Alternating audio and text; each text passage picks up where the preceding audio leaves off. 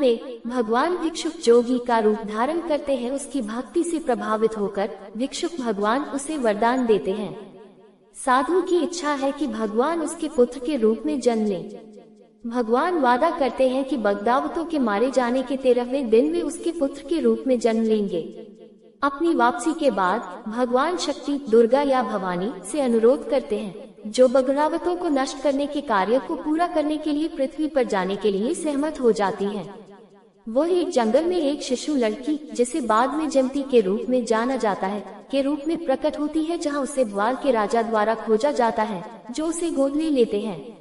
उसके जन्म के समय उसकी दासी हीरा का जन्म होता है।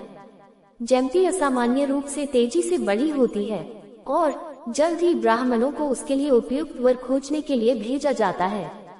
वह जोर देकर कहती है कि वे किसी ऐसे परिवार से संबंधित व्यक्ति को खोजें जिसमें एक पिता के 24 बेटे हों।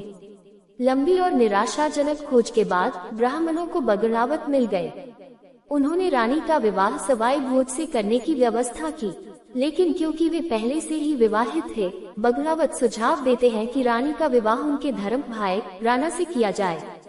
इस बीच जयंती ने तोरण को किसी ऊंचे स्थान पर लटकाने का आदेश दिया, जहां 120 वर्षीय कमजोर राणा न पहुंच सके। राणा के स्थान पर सवाई भोज ने तोरण को गिरा दिया। जब बारात आती है तो रानी बहाना बनाती है कि उसे तेज बुखार है। वह अपनी दासी से सवाई भोज की तलवार लाने को कहती है, जिसके बारे में माना जाता है कि उसमें उपचार करने की शक्ति है। महल के भीतरी कक्षों में वह तलवार के चारों ओर चक्कर लगाती है और इस तरह गुप्त रूप से सवाई भोज से विवाह कर लेती है। हालांकि सार्वजनिक रूप से वह राणा से विवाह कर लेती है। समारोह के अंत में जब वह राणा के साथ उसके नए घर में जाने वाली होती है, तो वह बगदावतों के साथ रहने पर जोर देती है।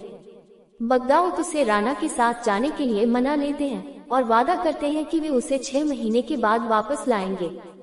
हालांकि राणा के महल में पहुंचने पर रानी कहती है कि जब तक राणा उसके लिए एक नया महल नहीं बना लेते, तब तक वह राणा के साथ पासा नहीं खेलेगी।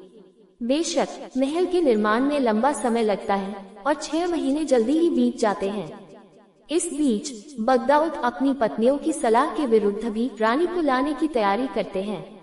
रानी बगदावतों के साथ भाग जाती है। राणा धैर्य रखते हुए बगदावतों को भाईचारे के साथ रानी को वापस उनके पास भेजने की सलाह देते हैं, लेकिन बगदावत अपने फैसले पर अड़े रहते हैं। अंत में राणा खारी नदी के तट पर 52 किलो में सेनाओं को इकट्ठा करता है।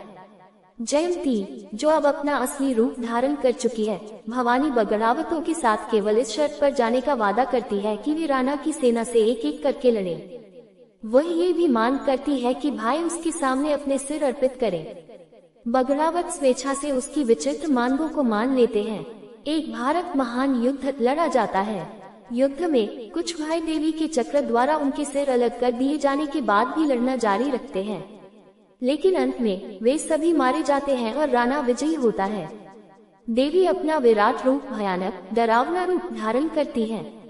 मारे गए योद्धाओं की लाशों के बीच वह खून से लथपथ युद्ध के मैदान में बैठ जाती है और बगदावतों के कटे हुए सिरों की एक माला पहनती है।